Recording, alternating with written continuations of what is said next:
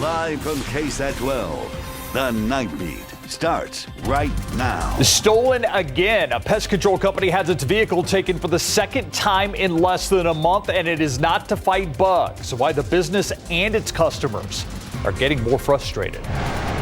And it's a group that helps the most underserved in our community. And tonight, it has a new leader with a new mission. But first, the small business out tens of thousands of dollars after someone used its company truck to break and rob an ATM. As the Night Team's John Paul Barajas reports, this is the second time within a month that someone stole a truck from Witten Pest Control.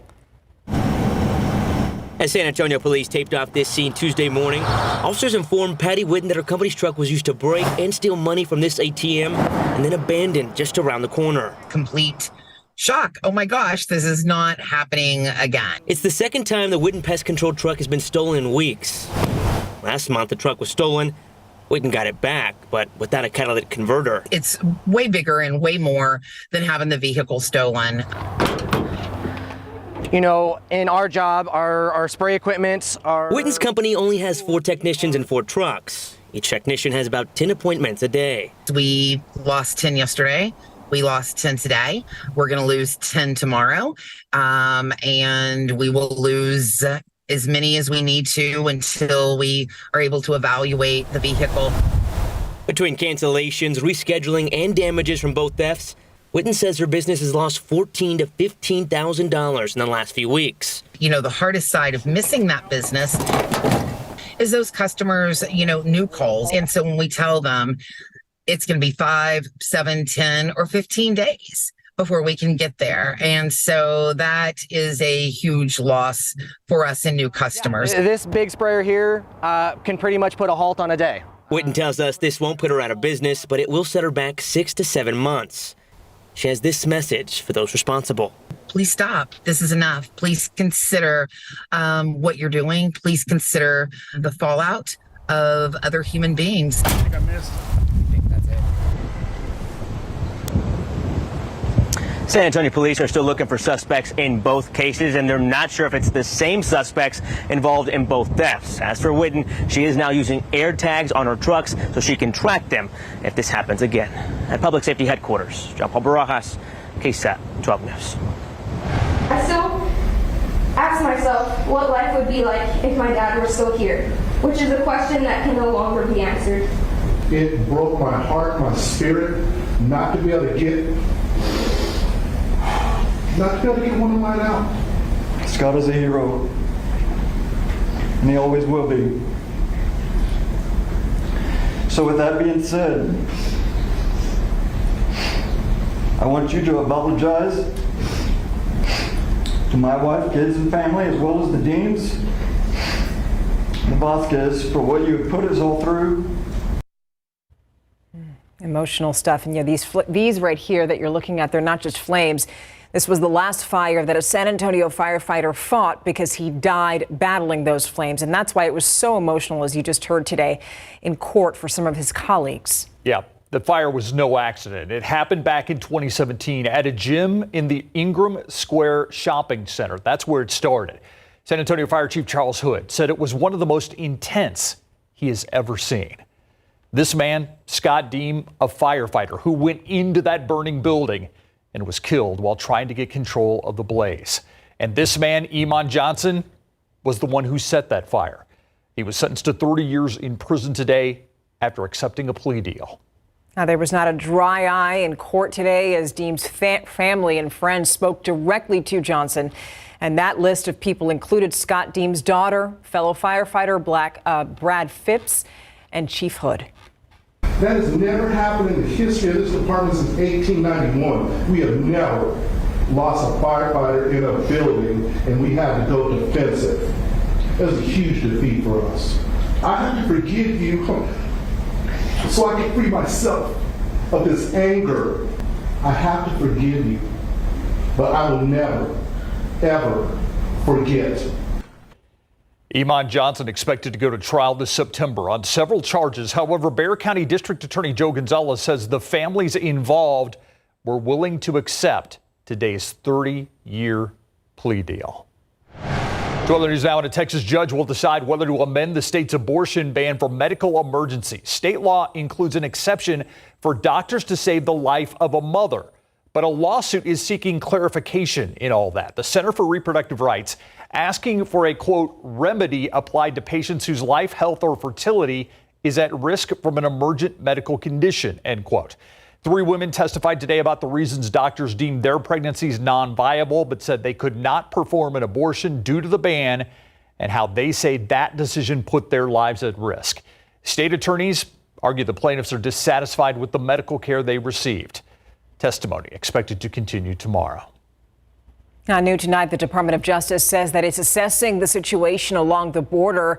This comes on the heels of a Texas state trooper's allegations regarding migrants. It all stems from an email that a trooper sent earlier this month, making several claims about how the migrants are being treated. He raised concerns about the use of razor wire and alleged orders to withhold water from migrants, as well as to push them back into the Rio Grande. You can read the full email right now on KSAT.com. By the way, the Texas Office of the Inspector General is also investigating. Have you seen this woman? Right now, an active silver alert is still in effect for 75-year-old Olga Martinez. She's 5'2", has brown hair, brown eyes. She does have a medical condition as well. If you know where she is, call San Antonio Police at the number on your screen, 210-207-7660. One of San Antonio's most visible nonprofits helping the homeless has a new leader. You're about to meet Erica Borrego. She sat down with the 19's Patty Santos and shared her vision for Corazon Ministries. Provide meals, showers, case management, activities, just get them out of the elements. And on occasion, sometimes even overnight sheltering. Last year, Corazon Ministries served 50,000 meals and helped more than 200 people just at their day center alone. Corazon Ministries generally serve the most marginalized folks in the community. New CEO Erica Borrego says providing unconditional love and support to those in need will always be Corazon's mission. Between her background in social work and 18 years with the San Antonio Food Bank, she feels ready to lead the nonprofit. My hope is to create a new footprint and make an impact in the unhoused community here in San Antonio. Borrego says she's inspired by the staff of 26 and says they're the key to continuing to grow the homeless outreach. Folks who can really relate to the individuals that we are serving with unconditional love and with no judgment. It really matters. It matters that someone can say that I've been there where you're at and I've come out on the other side. 2.5 months into her new role, she's still learning the job and strategizing a roadmap for the next 3 to 5 years. Whatever it is, she says, it's going to take Corazon, heart, from the community to be successful. But I highly encourage people to come out and take a tour and visit with us and spend just a little bit of time with our folks who have made the journey out of homelessness. Patty Santos, KSAT 12 News. And Corazon is so known because it's been in San Antonio for 24 years. It has a day center, a medical clinic, and also helps the unhoused with things like housing, clothes, and also recovery groups. She's, of course, taking over for Gavin Rogers, who is very public about his support for Corazon Ministries. Well, happening tomorrow, KSAT community coming together to help Project Mend. It's an organization that collects and refurbishes medical equipment. Yeah, KSAT's going to host a phone bank to collect donations, and that money is going to go into buying more wheelchairs, which, by the way, is the most requested and needed piece of medical equipment. The phone bank is going to take place tomorrow from noon to 2, and then again from 5 until 10:30 p.m. But for more information, check out ksatcommunity.com.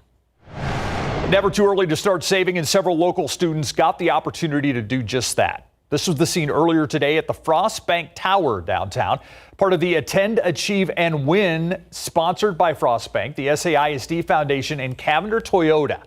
It's a contest that awards students for showing up to class.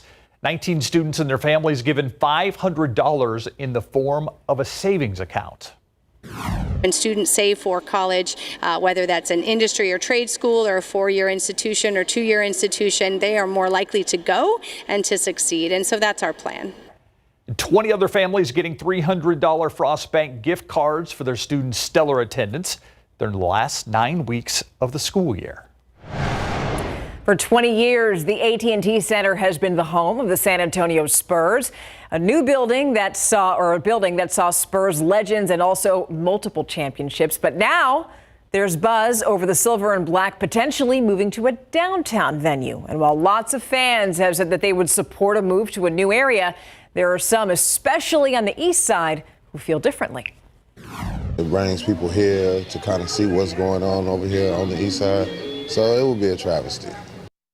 Now, you can be a part of that conversation. You see that QR code on your screen? Scan it. That's going to take you to KSAT.com, where you can share your comments in one of our trending articles about the Spurs venue. And you can also read what other people are saying. The red-hot real estate market has finally cooled, but Texas remains one of the top spots for relocating. What you need to know about buying or selling your home. And can you feel it in the air? We're talking about lotto fever. You're going to hear from some lotto hopefuls about what they would do if they win the jackpot.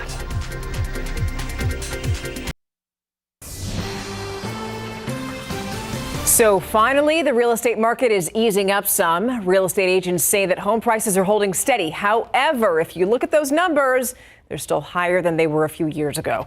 Our night team's Avery Everett sat down with a local realtor who says that if you want to move, now might be the time.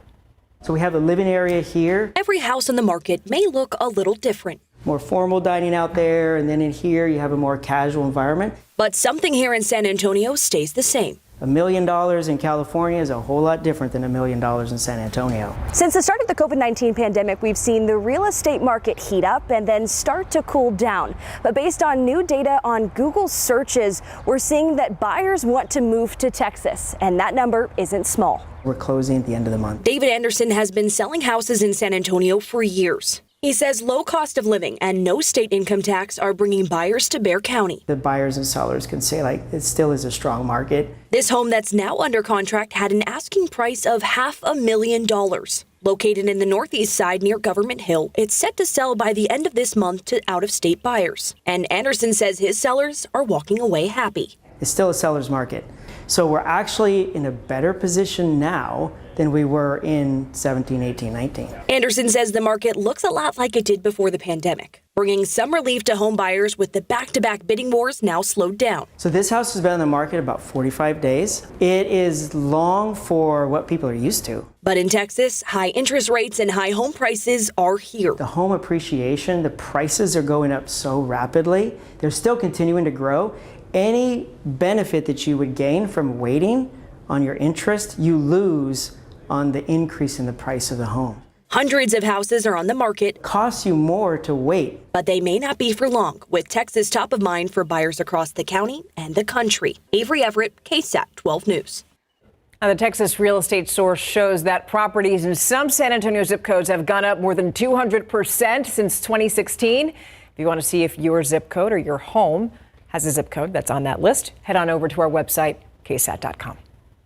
It's the billion-dollar question. What would you do if you won tonight's Powerball? First, here are the winning numbers. 7, 13, 10, 24, 11. The Powerball is 24. Here's how some of the lottery hopefuls say they would spend the cash. They say basically show us the money. We're on vacation right now from Houston, and we bought Powerball tickets because we were just talking about it, and we're all like, let's go do this. So we did. Give some money to my kids, even my ex-wife.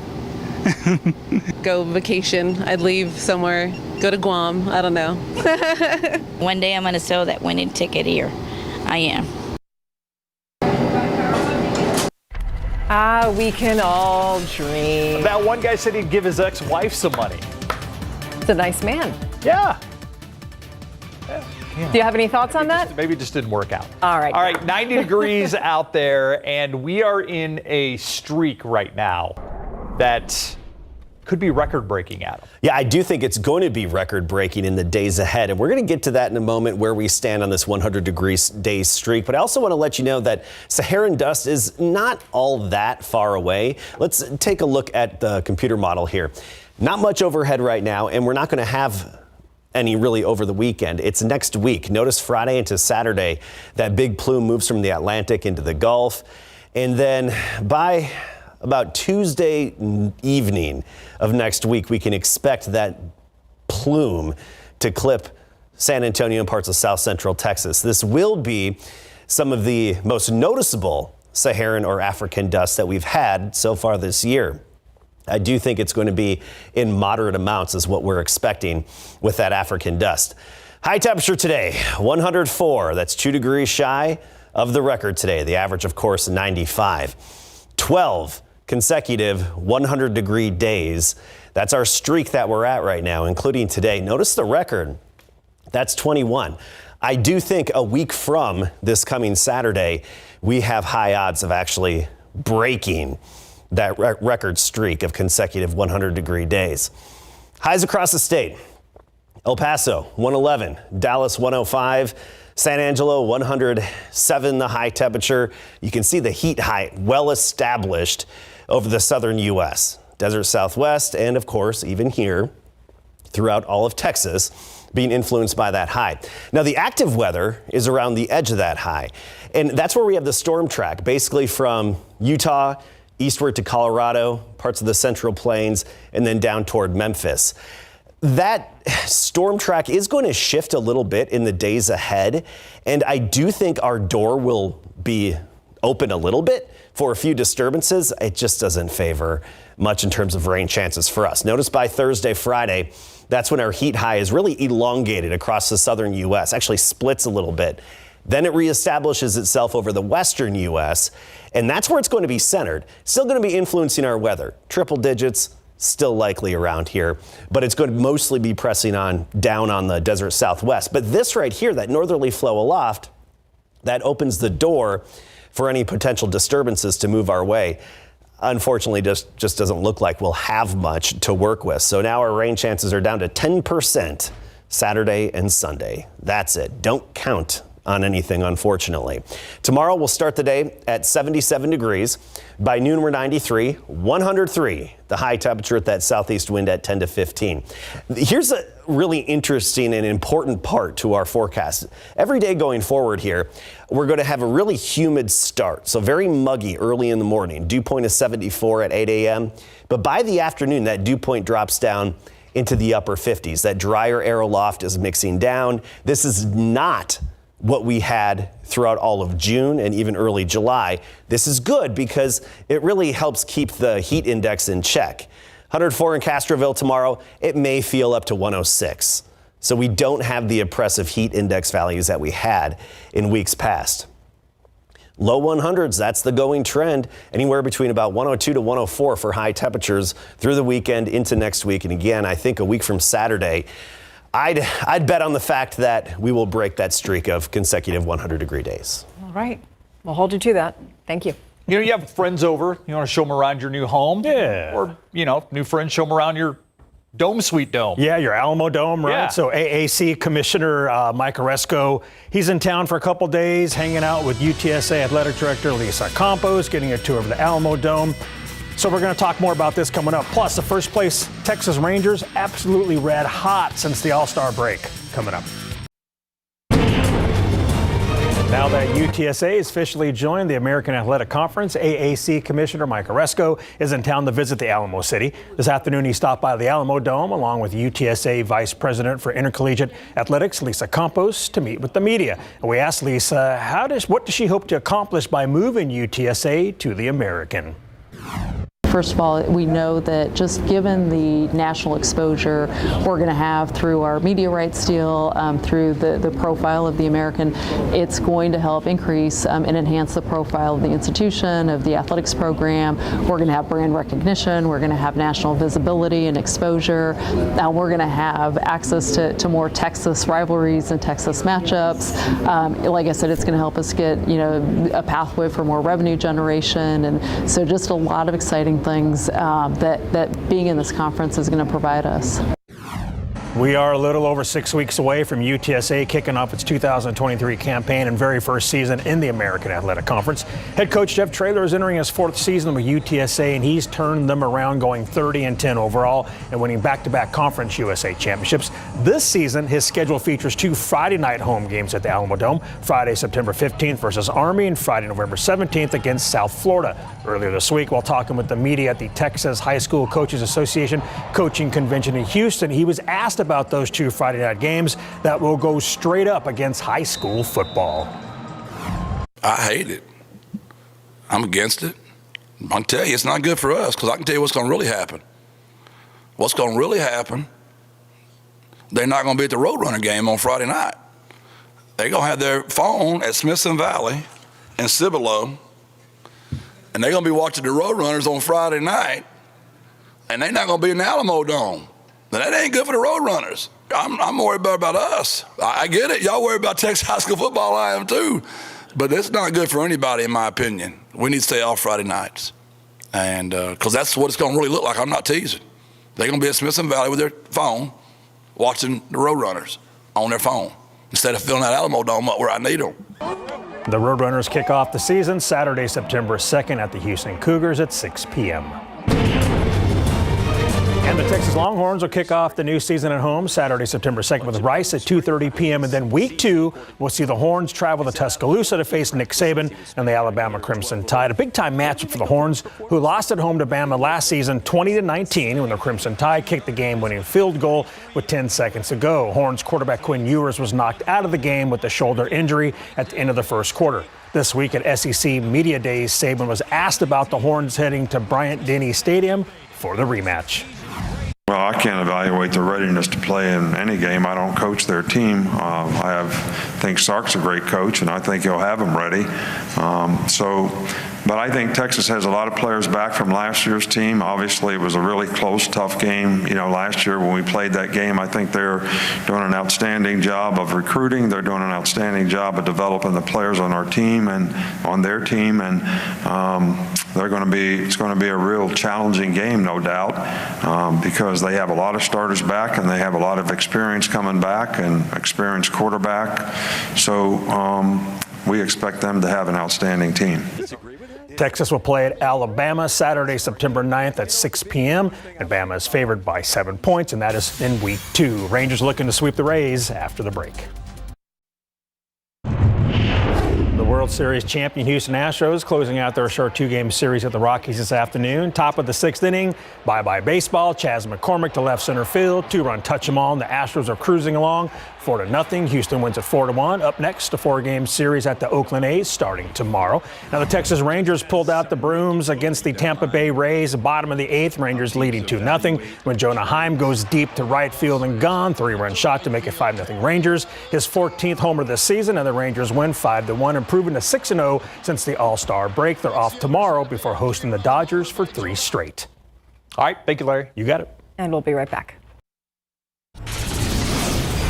Right now, we have breaking news near I-35 and Fisher Road, where we are hearing there's a very large police presence. Yeah, and I actually have a law enforcement source that is telling me that they are looking at a passenger compartment of a vehicle out there where about a dozen people were found. The driver fled. They are actively searching for the driver. 12 victims are okay. Supervisors are heading out there to get more details. That's from a law enforcement source. Meanwhile, our Avery Everett is actually on the scene, and we said there's a heavy first responder presence. You can see that right behind you, Avery. What are you seeing out there? Yeah, Steve, Stephania, we just got out here, and like you said, we can already see that large presence. I mean, it's police, fire, and EMS services that are all here.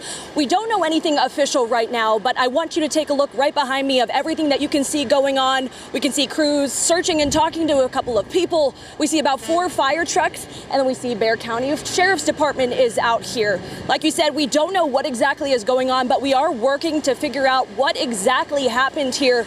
We know that there are about a dozen crews here, and it looks like more than a dozen personnel all working on this scene. We'll continue to keep you updated online on KSAT.com and here on TV as we learn more about this situation.